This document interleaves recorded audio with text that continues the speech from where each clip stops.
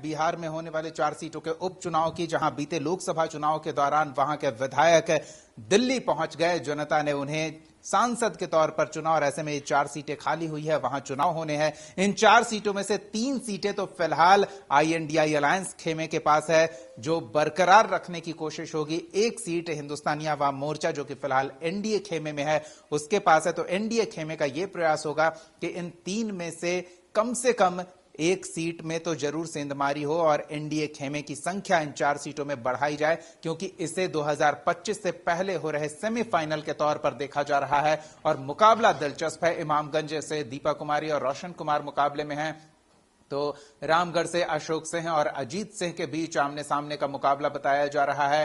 तरारी की बात करें तो विशाल प्रशांत और राजू यादव के बीच मुकाबला बताया जा रहा है और बेलागंज से मनोरमा देवी और विश्वनाथ सिंह के बीच मुकाबला बताया जा रहा है।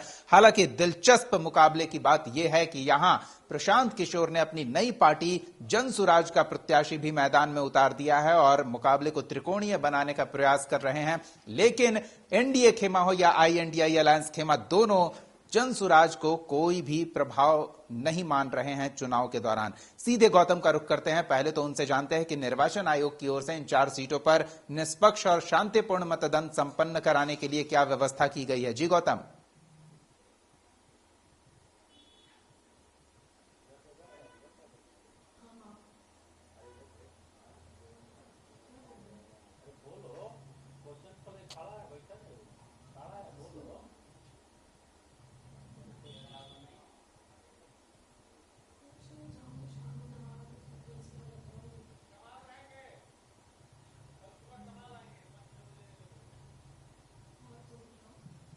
टोटल ऑडियो और देखिए, महागठबंधन और जो कहा जाता है कि NDA कि दोनों तरफ से जो प्रत्याशी हैं, उन प्रत्याशियों की अगर बात की जाए तो कल फैसले का दिन है। बिहार में 4 सीटों पर जो उपचुनाव हो रहा है, बेलागंज, रामगढ़, फिर उसके बाद जो है ये आपको मैं बता दूं तरारी और जो है इमामगंज, ये चारों जगहों पर जो है जो चुनाव हो रहा है, उन चुनाव में जो बातें जो सामने आ रही है, पक्ष और विपक्ष दोनों जो है अपने तरफ से जो है चुनाव में तैयारी कर चुके हैं। कमर कस के जो है चुनाव प्रचार हो चुका है। मुख्यमंत्री नीतीश कुमार ने भी जो है चुनावी सभाओं को जो है संबोधित कर दिया है। इन आंकड़ों को भी जो है जारी कर दिया है कि किस तरह से जो है वहां पर जनता जो है उन्हें चुनने का काम करेगी और आने वाले समय में सरकार किस तरह से उनके हित में काम करने वाली। सबसे बड़ा मुद्दा रोजगार का फैक्टर है। रोजगार का फैक्टर जो तेजस्वी प्रसाद यादव ने अपनी भाषण में जो चुनावी सभा में जो कहा था, 2020 का ये पूरा जो चुनाव जो है सिनारियो इसी के आसपास घूमा और ये लगातार अब जो है ये बिहार के सत्ता में जो है ये चल रहा है।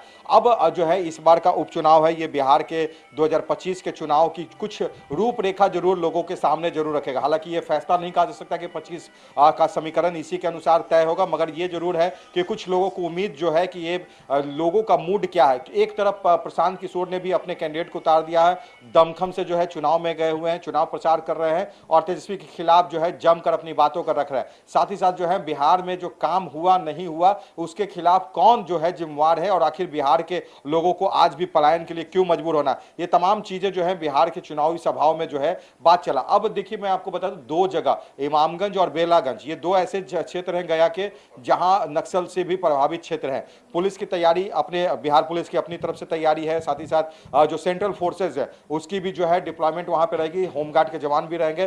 साथ ही साथ कैमरे की नजर और जो है आपको ड्रोन के माध्यम से उन वैसे जगहों पर जो संवेदनशील जगह है जहां पर नक्सल के क्षेत्र माने जाते हैं, उन जगहों पर चुनाव का समय भी जो है वो 3 बजे तक रखा गया है और 5 बजे के जो सामान्य जो चुनाव है वो ऐसे सामान्य क्षेत्र में हो रहे हैं जहां पर किसी तरह की इस तरह की गतिविधि नहीं है। तो यानी चुनाव को लेकर जो है चुनाव आयोग ने भी अपनी कमर कस के तैयारी कर रखी है। शांतिपूर्ण मतदान हो, क्षेत्र के जिलाधिकारी और जो है पुलिस अधीक्षक, इन तमाम लोगों की तरफ से अपनी तैयारी कर ली गई है। कल सुबह 7 बजे से जो है मतदान शुरू हो जाएगा और उसके बाद जो है शाम के 5 बजे तक नक्सल प्रभावित जो क्षेत्र नहीं है वहां पर और 3 बजे तक जो है नक्सल प्रभावित क्षेत्रों में मतदान होगा। सेंट्रल फोर्सेस की तैनाती के साथ साथ राज्य सरकार के पुलिस और जो है होमगार्ड के जवान का डिप्लॉयमेंट वहां पे कर दिया गया और शांतिपूर्ण तरीके से मतदान हो, इसके लिए व्यवस्था सुनिश्चित कर ली गई है।